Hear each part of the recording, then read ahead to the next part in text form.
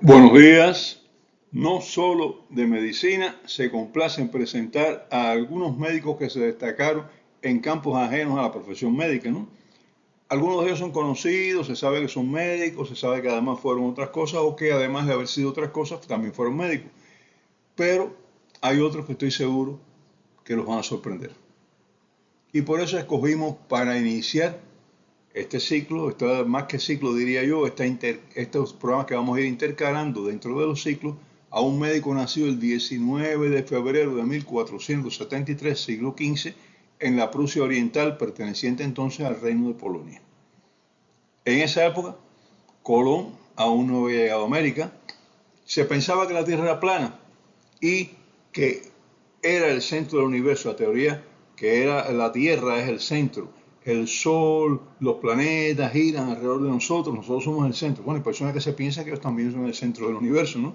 Y esperamos también que tengan sus decepciones como han tenido defensores de esta teoría. Bueno, la Tierra en esa época, siglo XV, era plana. El Sol giraba alrededor de la Tierra y los planetas también. Eso es lo que se pensaba, ¿no? Estoy diciendo, porque nosotros vivimos de conceptos y lo afirmamos, esto es así, y después se descubre que no era así y a veces nos cuesta trabajo renunciar a ello. Este médico planteó una teoría que, unida al viaje de Colón, echaría abajo estas tesis de tierra plana y de geocentrismo, todo está gira alrededor de la Tierra. Bueno, pues fueron desechadas por estas dos cosas, por el viaje de Cristóbal Colón, que demostró que la Tierra no era plana, y por la teoría elaborada por este médico del que vamos a hablar hoy. Unidas estas dos cosas hicieron que la Tierra se viera de una forma totalmente diferente a como se veía hasta ese entonces. Nicolás Copérnico falleció el 29 de mayo de 1543 a los 70 años de edad, con una vida muy interesante, muy agitada, muy activa. Y bueno, yo hablaba de que se pensaba que la Tierra era plana, que el Sol giraba alrededor de la Tierra. En este momento, siglo XXI, todavía hay personas que creen que Colón y que Copérnico estaban equivocadas, personas que aún creen que la Tierra es plana y que aún creen que el Sol gira alrededor del planeta. Hay de todo en la viña del Señor. Si tuviera dinero, yo les pagaba un viaje al espacio para que vieran cómo es cada una de las cosas, pero bueno, no tengo dinero para eso y yo sí no lo voy a dar ni aunque tuviera dinero. Vamos a hablar también en plata. No me interesa estar ahí arriba. El raciocinio, el razonamiento, el conocimiento científico me ha hecho ver que la Tierra es redonda y me ha hecho ver también que Copérnico tenía razón en todo lo demás que planteaba. Ah, bueno, no tienen que salir al espacio exterior, hagan un viaje en avión un día claro y verán que la Tierra es redonda. Verán el borde de la Tierra redondeado. ¿Sabían que Copérnico era médico? ¿Lo sabían? Bueno, yo no. Yo me enteré ahora que empecé a hacer una búsqueda de médicos que se hubieran destacado en otros campos y de pronto encuentro que Nicolás Copérnico, el famoso Copérnico, era médico. Copérnico, el que fue contra las enseñanzas teológicas de la época, contra algunos dogmas filosóficos de la iglesia, sin embargo nadie lo quemó, ni nadie se metió con él. Veamos por qué. Fue un hombre de renacimiento, pero un hombre del Renacimiento con tanto valor para su área y para sus estudios como lo tuvo Da Vinci también en su época, ¿no? Pero como no pintó nada, no esculpió, no podemos ver obras en sus museos, lo que él dijo no está en museo, pues entonces no es tan conocido ni tan visto como una persona del Renacimiento. ¿Mm? Nació en Thorn, Prusia Oriental, Polonia, en aquella época, y todavía es Polonia, otra vez es Polonia, otra vez, vamos a decir todavía no, otra vez es Polonia. Hijo de un comerciante rico oriundo de Cracovia, que se mudó hacia esta área, y de la hija de otro comerciante rico, tal vez hasta más rico por lo que he podido leer. Fue el menor de 4 hermanos, de los que el otro varón y una de las hembras se dedicaron a la iglesia católica, ¿no? El otro fue sacerdote, la hembra fue monja. Copérnico tuvo una vida donde no se sabe bien si se ordenó sacerdote o no, pero que tuvo una vida muy vinculada a la iglesia y fue un individuo que no se casó ni nada, así que se dedicó a la investigación y a la religión también, y la otra hermana fue la que parió por todos los demás.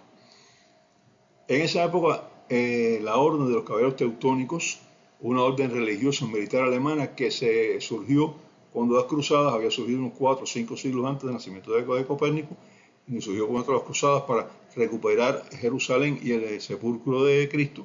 Entonces esta orden, que también atendía hospitales allá, era una orden armada, guerrera de monjes, pero que además atendía hospitales, monjes y enfermeros, eso se ve mucho, es una cosa interesante también.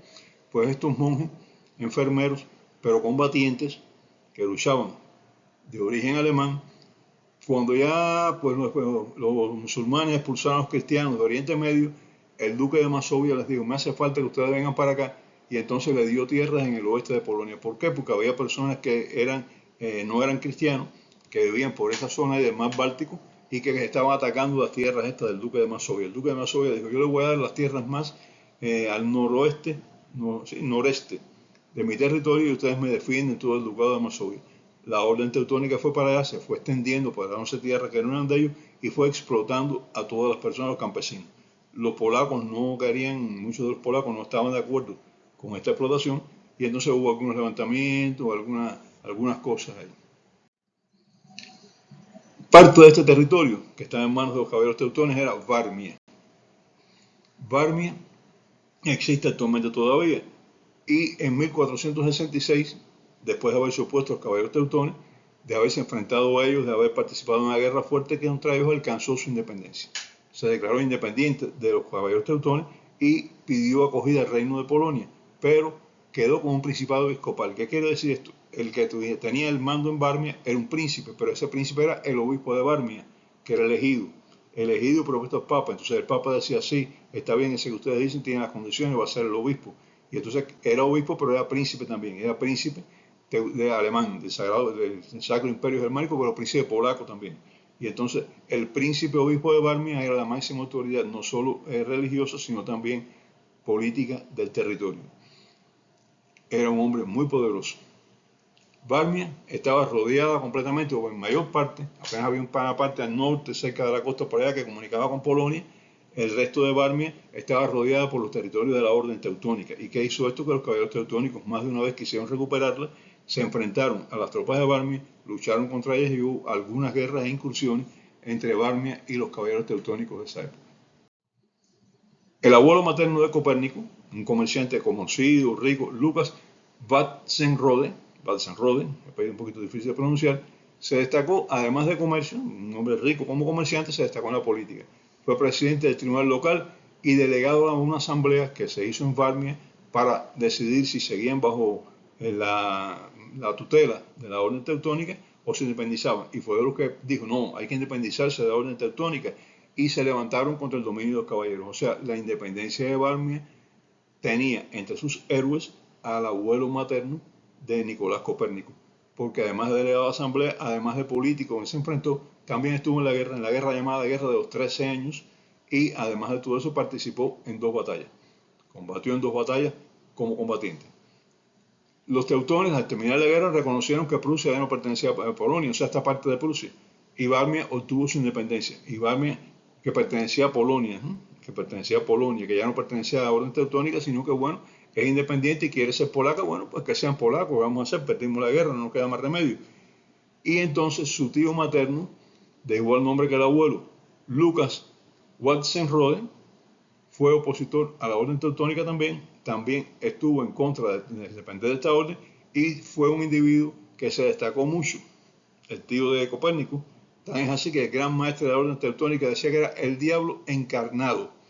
Lucas era sacerdote y en 1489 fue elegido príncipe obispo de Varmia, un cargo que el rey de Polonia, Federico Jagellón, quería para su hijo, pero que la gente de Varmia, o sea, las personas que propusieron en Varmia, dijeron, no, este es para Lucas, que es aquí de nosotros. Como no le dieron el trono de Varmia, el principado de Varmia, a su hijo, Federico Jagellón se enemistó con Lucas, dijo, no quiero saber nada de esta persona, que la arrebató no, fue electivo, ¿no? Pero bueno, hay quien piensa que tiene todos los derechos y no le importa lo que piensan los demás. Y entonces, bueno, el rey Jagellón se enemistó con Federico, fueron enemigos, pero a los 3 años falleció el rey y llegaron las elecciones polacas, porque Polonia en esa época era un reino, pero un reino electivo. El rey de Polonia era elegido entre los grandes nobles polacos, los príncipes que tenían derecho a proponer y a elegir rey, entre ellos estaba también Lucas. Y entonces fue elegido otro rey que mantuvo magníficas relaciones con Lucas y fueron amigos, y a partir de ahí todos los demás reyes de Polonia, en vida de Lucas, fueron amigos de él y él los asesoró a todos ellos. Lucas, el obispo, se mantuvo como un hombre muy poderoso y era el hombre más rico y poderoso de Varmia, porque no solamente era el príncipe, sino que también por el comercio que había desarrollado su padre, pues era muy rico. Se le consideraba también un hombre muy poderoso e influyente en Polonia. Barmia, Barmia perteneció primero a la orden fue parte de un ducado, después perteneció a la orden teutónica, después se independizó de los teutones y pasó a ser de Polonia hasta 1772 con el primer reparto de Polonia, porque Polonia fue repartida, o sea, la historia de Polonia es trágica a veces, ¿no? Fue repartida entre varias potencias y entonces quitaron a Barmia y Barmia pasó a pertenecer a Alemania. Fue alemana hasta 1945 cuando Alemania perdió la Segunda Guerra Mundial. Si ustedes sacan la cuenta, son más de 100 años. Y entonces, pues volvió Barmia a ser parte de Polonia. Actualmente es Polonia, parte de Polonia, después de la Segunda Guerra Mundial. Y bueno, pues ahí de nuevo Copérnico, o sea, la tierra de Copérnico volvió a ser polaca. La protección de Lucas, el tío materno, príncipe de Barmia, príncipe obispo de Barmia, pues fue una protección que cubrió muchas cosas a Nicolás. Tal vez si no hubiera tenido un tío tan poderoso, Nicolás no hubiera hecho todo lo que hizo, pero su tío lo protegía mucho. Nicolás estudió, se desarrolló, no tuvo problemas económicos, viajó, alcanzó conocimiento en tantas ramas de saber, porque era genial, no podemos decir otra cosa. Y entonces se desarrolló mucho y llegó a ser todo lo que fue. ¿Qué influencia tuvo su tío sobre él? Bueno, aparte del poder que tenía, el padre de Copérnico falleció siendo Copérnico niño. Entonces el tío lo asumió, no, este es mi sobrino y yo voy a cuidar de él. Y entonces le facilitó, le abrió todas las puertas, lo protegió. Lo envió a diferentes escuelas y posteriormente a la Universidad de Varsovia, no, a la Universidad Central de Polonia, que estaba en Cracovia. Cracovia era la capital de Polonia cuando aquello, no era Varsovia, era Cracovia. Después fue por Varsovia y es Varsovia hoy en día. Pero Cracovia era la ciudad más importante y la capital. Y a Cracovia fue a estudiar el pequeño Nicolás Copérnico.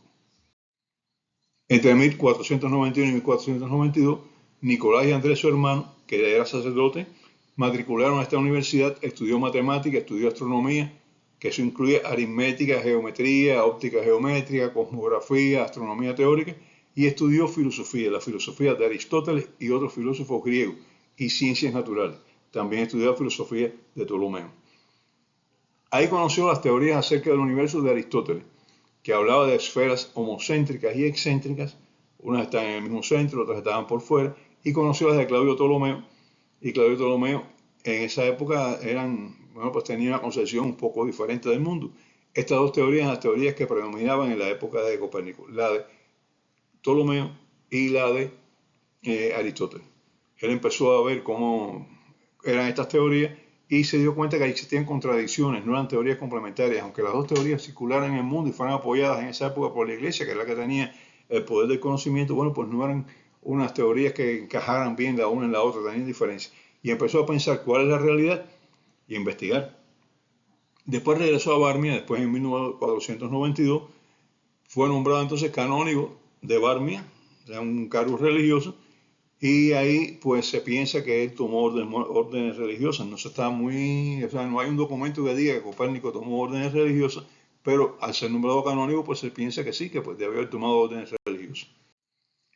En 1496 viaja a la cuna del conocimiento de aquella época, porque ya la cuna griega había pasado la historia, la cuna activa, digamos, el lugar más de conocimiento más activo de la Europa de su época, era Italia. Fue a Italia. Matriculó Derecho en la Universidad de Bolonia. Pero paralelamente, además del Derecho, en Bolonia también se dedicó a estudiar astronomía y estudió filosofía. O sea, tuvo una visión de estudio bastante amplia también. En esta época también hizo observaciones astronómicas muy interesantes y entre ellas observó que la Luna ocultaba a la estrella Aldebarán. ¿Qué quería decir esto? Que la estrella Aldebarán en un momento determinado de su circuito pasaba entre la Luna, o sea, pasaba por detrás de la Luna y la Luna hacía que la estrella no se viera. Y entonces dijo, bueno, pues hay una imagen tridimensional. La estrella Aldebarán está más allá de la Luna, no está al mismo plano. Hay algo que es diferente. Esta estrella, Aldebarán, es la historia más brillante de la constelación de Tauro. Tal vez si no fuera tan brillante no hubiera podido hacer este descubrimiento, como es lógico. En 1500 viajó a Roma y en Roma recibió formación en la curia romana, formación como sacerdote, formación religiosa, teológica, pero no abandonó la astronomía. Siguió haciendo observaciones astronómicas y describió un eclipse de luna la noche del 5 al 6 de noviembre de 1500. Estaba en Roma, vio el eclipse de luna y lo describió. Entonces dijo, aquí hay algo raro, la luna pasó esto y esto y esto, desapareció, volvió, etc. En 1501 regresó a Barmia por muy poco tiempo y se le concedió un permiso para seguir estudiando. Recuerden, el tío era el hombre todopoderoso en Barmia, el señor príncipe obispo. ¿Y fue a estudiar qué? A estudiar medicina en la Universidad de Padua, cuando que hay una universidad muy afamada en las ciencias médicas. En 1503 viajó a Ferrara para examinarse y obtuvo el doctorado en Derecho Canónico. Ya era licenciado en Derecho. Derecho canónico, que era el derecho que existía prácticamente para, o sea, el derecho que regía todas las actividades eclesiásticas. Y el derecho de los demás países era un poco flojo, cuando que el derecho canónico era muy importante. Se mantuvo activo como astrónomo, realizó observaciones de diferentes planetas, entre ellos Mercurio, Venus y Marte, que son los más cercanos a nosotros, los observó por telescopio, los describió, vio su órbita, vio algunas cosas importantes de ellos, y regresó a Barmia. En Barmia era el médico del obispo, imagínense usted, sobrino, hijo de crianza y médico del obispo, tenía un poder enorme, tenía relaciones enormes, podía desarrollarse, podía estudiar y podía decir lo que le diera la gana también, que por eso también por lo que la Inquisición ni miró a Copérnico. Copérnico hizo lo que le dio la gana, dijo lo que le dio la gana, y la Inquisición ni miraba para él. ¿Eh? Fue consejero de su tío y al mismo tiempo se le dieron actividades administrativas, como él licenciado en Derecho Canónico, bueno, pues tuvo una serie de actividades administrativas, actividades políticas y actividades diplomáticas en la corte y también en el Parlamento polaco, además de Barmia. ¿Eh? Tuvo influencia en el Parlamento polaco. Tradujo del griego al latín una serie de libros y entre ellos una colección de poemas educativos del historiador bizantino Teofilacto Simocates. Lo publicó en Cracovia. O sea, hizo traducciones del griego, traducciones del latín y las publicó en Cracovia. Y la Teofilacto fue una de las más importantes. Y antes de 1514 escribió el esbozo de lo que sería su teoría del universo. No la tenía completa todavía, pero escribió algunos datos interesantes de ella. Entre 1510 y 1512 se mudó para la ciudad de Frauenburg, una ciudad que pertenecía a Barmia pero que estaba en la costa. Ahí el cabildo de la ciudad le otorgó una casa, ya era un hombre muy famoso, le dijeron, ahí tienes una casa fuera de los muros de la ciudad y vas a vivir en ella, eso es gratis, sin problema ninguno. Pero al mismo tiempo él compró una torre para realizar observaciones astronómicas, ya la torre estaba dentro de la ciudad. Participó muy activamente en política, defendió la permanencia de Barmia a Polonia. Barmia es polaca, con cierta independencia como tenía, pero es polaca, frente a las presiones para regresar al dominio de los caballeros teutónicos. Los caballeros teutónicos presionaron mucho, hicieron algunos ataques a Barmia, porque querían recuperar este territorio enclavado entre los territorios de los alemanes, los teutones. Y entonces él dijo, no, apoyó la independencia todo el tiempo, apoyó. Y tan es así que en un momento determinado, la ciudad donde él vivía fue sitiada por los caballeros teutónicos y él dirigió la defensa de la ciudad, no el castillo donde él tenía la torre. Fue sitiado y él dirigió la defensa de ese castillo. En 2 periodos ocupó la responsabilidad de administrar las empresas económicas del cabildo de la ciudad, era el administrador económico de la ciudad de Barmia. Por sus observaciones astronómicas, reconoció los errores del calendario juliano y planteó que había que reformarlo. Fue una de las personas que promovió la reforma del calendario juliano para implantar el calendario que se implantó después del gregoriano, que es el que tenemos nosotros actualmente. En el 5º concilio de Letrán, él envió las cartas proponiendo la reforma y entonces fue atendido también, fueron recibidas estas cartas y bien recibidas. Mira, es verdad, hay errores en el calendario juliano implantado en los tiempos de Julio César, tenemos que cambiarlo, bueno, pues vamos a hacer el calendario nuevo. Residió en el castillo de Olsztyn como administrador del Principado y realizó propuestas para poblar los campos abandonados con granjeros industriosos. Dijo, estos campos que no producen, vamos a traer personas que quieran trabajar, vamos a darle la tierra y que ellos produzcan. Esto podía impulsar la economía de Barmia y la impulsó también. Ahí fue donde atacaron los caballeros teutónicos, como ya les conté, asediaron el castillo en 2 oportunidades y Copérnico dirigió todas las defensas y no pudieron tomar el castillo. Fue asesor para la reforma de la moneda en Prusia, miren por dónde andábamos ya, ¿eh? Astrónomo, médico, traductor, filósofo, religioso, etc. Y ahora fue la persona que propuso la reforma de la moneda en Prusia, una reforma de la moneda inteligente. A veces hay reformas de la moneda que no son inteligentes, bueno, la fue inteligente. Y elaboró una teoría que si bien no se olvidó del todo, se quedó ahí hasta que posteriormente, siglos después, un inglés, Thomas Grisham, retomó esta teoría, la descubrió también, ya Copérnico la había escrito antes, pero bueno, no llegó tal vez la información a Inglaterra. Entonces Grisham redescubrió la teoría y elaboró la llamada teoría de Grisham, que es una teoría de los mercados que escúchenme bien porque les interesa todo. La teoría de Grisham dice que cuando un país tiene 2 monedas de curso legal, o sea, el gobierno acepta la circulación de 2 monedas diferentes, una es considerada buena y la otra mala. Aunque aparezca con el mismo valor nominal, vale lo mismo, teóricamente, pero todo el mundo sabe que una de ellas no tiene un respaldo económico fuerte y la otra sí. ¿Qué pasa? A la larga, la moneda mala expulsa del mercado a la moneda buena y la que se queda circulando es la moneda baja, de bajo valor real, aunque tenga un valor nominal igual que la otra. Y ustedes dicen, ¿y por qué no sería al revés? ¿No sería que la moneda que tiene más valor real que la nominal es la que desplaza a la otra del mercado? No, señor. La teoría de Grisham, que muchos gobernantes debían de atenderla, escucharla, dice que la moneda mala termina desplazando a la buena porque ¿qué pasa? Las personas cogen la moneda buena que saben que tiene un valor que no se va a caer y la guardan. Entonces siguen trabajando con la moneda mala y la buena la van acumulando, acumulando, acumulando para tener una certeza. ¿Qué va a hacer usted? Poner a circular la moneda buena y quedarse con la mala y cuando la mala se deprecie, ¿qué va a hacer? Ha perdido dinero. Entonces la teoría de Grisham, que es una teoría que ya fue elaborada por Copérnico mucho antes que Grisham, dice esto. Cuando usted tiene dos monedas circulando del mismo valor facial, una de ellas es mala porque no tiene un respaldo importante, la otra es buena porque tiene un buen respaldo importante. ¿Cómo termina esto? Con la buena guardada en la casa de la gente y la mala circulando en el mercado y usted no resolvió nada. Por tanto, ¿cuál es la teoría? Una sola moneda de buen valor. Políglota, doctor en Derecho Canónico, matemático, erudito clásico, traductor, gobernador, diplomático, economista, médico. Copérnico fue sobre todo astrónomo. Es por lo que más se le conoce y fue en lo que más se destacó. Su teoría heliocéntrica, la teoría de que el Sol está en el centro del universo y los planetas, incluyendo la Tierra, giran alrededor de él, revolucionó el conocimiento científico. No es que los planetas y el Sol giran alrededor de la Tierra, es la Tierra la que gira alrededor del Sol. Colocó al Sol en el centro del sistema solar, identificó también los tres movimientos de la Tierra. ¿Saben que la Tierra tiene tres movimientos? Bueno, pues tiene un movimiento elíptico alrededor del Sol, que no es circular, es elíptico, es una elipsis. Se aleja un poquito más, después regresa, así. Identificó la rotación de la Tierra sobre su eje. La Tierra gira sobre su propio eje.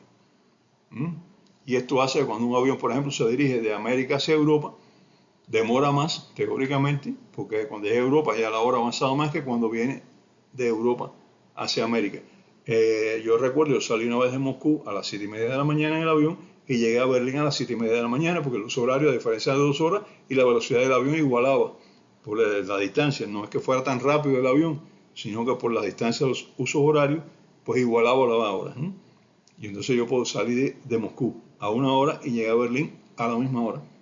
Increíble, pero bueno, la rotación de la Tierra más los usos horarios que en esa área eran un poquito más estrechos facilitaron esto. Y hay otro tipo de rotación que es la que a veces no nos damos cuenta de la rotación, el balanceo que hace la Tierra sobre su propio eje. La Tierra rota sobre su eje y se balancea sobre su eje. ¿Cómo se balancea?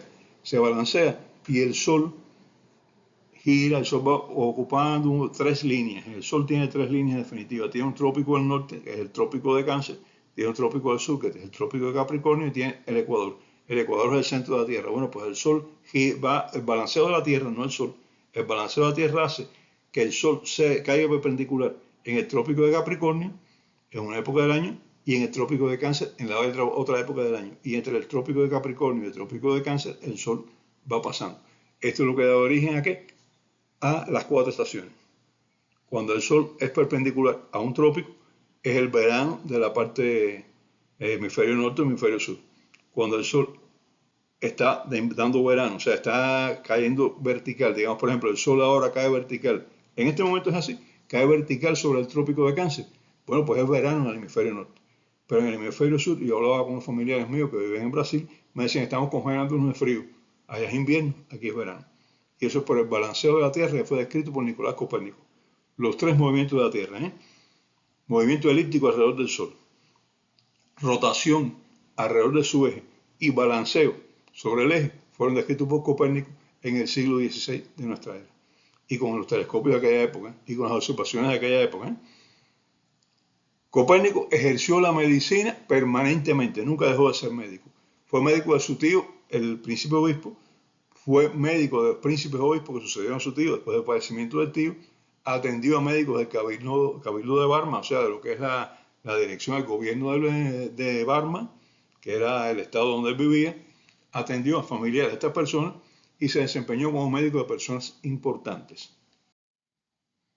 ¿Por qué? Porque él era una persona importante. Como era una persona importante, atendía a personas importantes. Muy lejos de otros médicos que se sacrifican. No, él se dedicaba a todo, incluyendo la medicina, pero todo en su esfera social. En 1541 ocurrió una cosa interesante. El duque de Prusia, que había sido gran maestre de la orden teutónica y que había sido enemigo del tío de Lucas, el tío de Copérnico, que fue la persona que dijo que Lucas era el diablo encarnado y que desde luego no era amigo de la familia de Copérnico, fue un enemigo político de Copérnico, pues le pidió que fuera a Prusia a atender a su consejero, Cungen, que estaba enfermo, gravemente enfermo, y ningún médico daba pie con lo que tenía. Y entonces, allá fue Copérnico, lo atendió, lo curó, y entonces se hizo amigo del ex gran maestro de la orden teutónica, del duque de Prusia, Alberto. Incluso Copérnico comentó después que Alberto no era tan malo como él pensaba. Bueno, que ahora Alberto te debe un favor grande también, vamos a hablar en plata. Antes era tu enemigo político, ahora no es tu enemigo político, es una persona que te debe un favor. Son dos situaciones diferentes. Copérnico recibió críticas, recibió ataques, se escribieron obras de teatro que lo ridiculizaban, no solo la teoría, sino que también ridiculizaban su persona. Todo esto por parte de los luteranos, la religión luterana. Él pertenecía a la católica, ¿no? Los luteranos dijeron, no, él quiere cambiar las concepciones del mundo, él se cree que es Dios, él no, es orgulloso, es retraído, que habla poco, hablaba muy mal de él y hicieron obras de teatro que lo ridiculizaban. Curiosamente, la Iglesia Católica aceptó las teorías de Copérnico y, lejos de criticarlo, hasta celebraron la teoría, la aceptaron, dijeron que era una teoría buena y hablaron bien de ella. Falleció en 1543 por un accidente vascular encefálico. Fue enterrado en la catedral de Freiburgo, que es donde tenía su residencia oficial, aunque él vivía también en Barma y se dedicaba en Barma al gobierno. Su tumba desapareció, se extravió. Ya nadie se acordaba dónde estaba la tumba de Copérnico, pero en el 2005 dijeron, vamos a buscar la tumba de Copérnico. Comenzaron a buscar y encontraron el cráneo, y junto con el cráneo algunos restos óseos. ¿Cómo se identificó? Porque ahora cualquiera dice, no, porque yo conozco cosas por ahí a veces que dicen, estos son los restos óseos de fulano. ¿Y cómo lo identificaron? Bueno, pues los restos óseos de Copérnico fueron identificados porque en unos libros que él tenía, que en una de las guerras después que los suecos invadieron Polonia, se apoderaron de parte de Polonia, ellos se llevaron la biblioteca de Copérnico, los libros de Copérnico, bueno, pues en algunos libros de estos que eran de Copérnico, había pelos de Copérnico. Como es lógico, usted está leyendo, se le caen los pelos ahí, caen dentro de los libros, etc. Y entonces ellos consiguieron pelos de Copérnico, hicieron el ADN de los pelos de Copérnico, desde luego de la parte del bulbo del pelo, que es lo que tiene el ADN, lo compararon con el ADN de los huesos y demostraron que habían descubierto el cráneo de Copérnico y algunos de sus restos óseos, no todos sus restos óseos. Copérnico, bueno, pues se le reconstruyó la tumba, se reconstruyó una tumba nueva para Copérnico y ahí está la tumba todavía, pueden visitarla cuando ustedes vayan a Polonia, eso no hay problema ninguno. Copérnico no fue realmente consciente del alcance de su teoría, hizo la teoría, pero no vio que había hecho una teoría tan impresionante, tan impactante para el mundo de su época, ¿no? Sino que él vio como que, mira, la realidad es esto y lo demás tiene que adaptarse a la realidad. Pero nosotros a veces queremos adaptar la realidad a nuestra fantasía, ¿no, señor? La fantasía tiene que basarse en la realidad. Eso es algo también que, oye, estoy metido filósofo hoy, no, pero es que realmente Copérnico lleva esto porque Copérnico es un filósofo, ¿eh? ¿Qué pasó? La teoría de Copérnico fue retomada y ampliada años más tarde por un monje dominico. Este monje dominico se llamaba Giordano Bruno. Era napolitano, de Nápoles, y era filósofo también. Bruno planteó la existencia de un universo infinito, o sea, no el sistema solar no es nada, del sistema solar para allá, sabe Dios cuántos sistemas solares hay, y planteó la teoría de que existían otros mundos además de nuestro mundo. Nosotros no somos únicos en el universo, existen otros mundos poblados también, o por lo menos deben existir otros mundos poblados también. Bruno fue considerado un hereje. La Inquisición lo condenó a morir en la hoguera y fue ejecutado el 17 de febrero de 1600 en el campo de Fiori en Roma. Los conceptos del universo infinito y la existencia de la vida en otros planetas se incluyeron en la acusación de Bruno. O sea, Bruno además de lo que vamos a decir, fue acusado de esto. No, usted dice que el universo es infinito, que nosotros, el sistema solar no es el único que existe. Usted dice que puede existir vida en otros países, ¿no? En otros mundos, en otros planetas. ¿De dónde usted sacó eso? Es una herejía, la vida la hizo Dios en la Tierra nada más. Todo esto se lo dijeron a Bruno, ¿no? Fue acusado de esto. Pero además fue acusado también, y fue lo que tuvo más peso, de sus criterios que se oponían a dogmas de la Iglesia como la Trinidad. Decía que la Santísima Trinidad no existe, que eso es mentira, que existe Dios nada más, y que lo demás, el Espíritu Santo y Jesús, pues no forman parte de la Santísima Trinidad, es Dios nada más. Decía que Jesús no era el Mesías, era un filósofo más, una persona que tenía una serie de criterios muy positivos, pero que no era el Mesías, no era el enviado por Dios a cambiar el mundo. Negaba la transformación de la materia, él decía que la materia no se transforma, no hay nada de esto, la materia se mantiene así como es, y esto incluía la comunión, por tanto, negaba que la hostia se transformara en el cuerpo de Cristo y que el vino se transfigurara también en la sangre de Cristo, que eran conceptos que la iglesia mantenía. Ya actualmente la iglesia en esto es más abierta, ¿no? Pero en aquella época son dogmas inmutables. Sus opiniones respecto al alma y su relación con la materia también se consideraron heréticas. Él decía que el alma es una cosa y la materia es la otra, y bueno, no voy a entrar ahora a hablar de Giordano Bruno, no era médico, y además no es el tema.